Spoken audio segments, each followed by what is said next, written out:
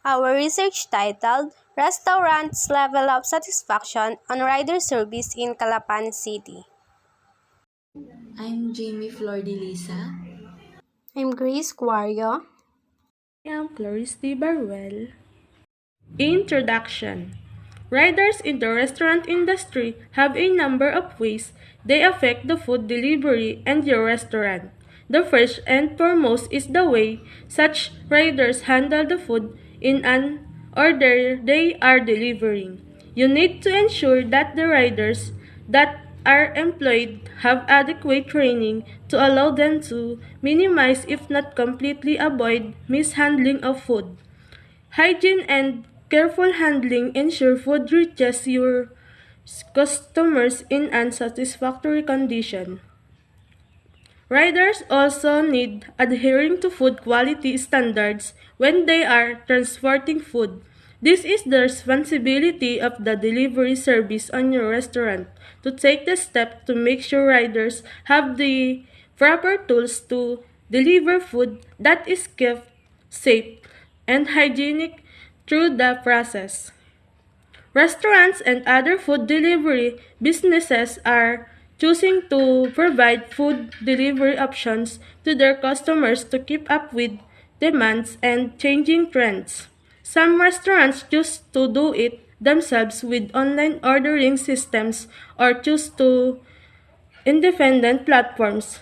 Some are going to another route and looking partner with third-party aggregators such as Deliveroo and DoorDash. Since the way to manage a successful restaurant business is to retain customers and entire potential customers, restaurants are doing what they can to cater to these changing preferences and the needs of the consumers. Methodology. This chapter contained the methods of research, including the research design, population and sample of the study, research instrument, data collection, and data processing. The purpose of the research methodology is to explain the reasoning behind your approach to research. You need to support your collection methods, methods of analysis, and other key points of your work. Research design. This study will use the descriptive method in order to determine and measure the factors and variables of restaurant perception in online delivery rider service in Calapan City. This research survey questionnaire is used to collect the data. This research design is the most common in the descriptive approach as it involves gathering data from larger groups or samples. This research is designed to find out the factors that affect the restaurant perception in service of delivery riders in Calapan City. Methods of data collection.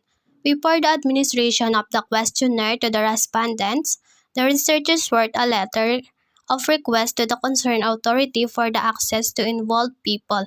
In the study, with the approval of the administrations, the researchers prepared the survey questionnaires and have them checked and approved by their advisor. Then, after the questionnaire was administered and retrieved, the researchers tallied the response according to, in the statement of the problem. Then, the response were put into the tables and interpreted and analyzed. The researchers determined the most substantial among the restaurant in Calapan City.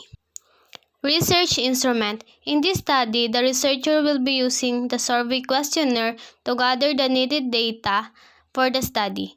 The research instrument is usually determined by researchers and is tied to its study methodology. This document offers some example of research instrument and is used for this study was 4-point scale type of questionnaire. A Likert type of questionnaire aims to determine the degree of respondents' answers. Population and sample of the study. The target population of this study will include Jollibee, Shakey's, Greenwich, and Chowking in Calapan City. These restaurants are the popular ones in rider delivery service. The participants in this study are the staff of each restaurant. Only 2 respondents in each restaurant will conduct the survey. Result and discussion. The main purpose of the study is to determine the restaurant satisfaction on rider service in Calapan City. Especially, it seeks to answer the following questions. Number 1, what are the factors affecting customer satisfaction in food delivery?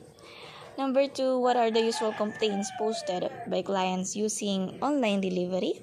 Number 3, what are your complaints using online food delivery? And lastly, what are the effects of utilizing the online food delivery system in the operation of your restaurants? So, some of the respondents experiencing lag and inaccessible in terms of using the internet. And the findings reveal that the riders must be cautions for some orders, especially if it is a bulk order. And lastly, need to improve access to online delivery. That's all.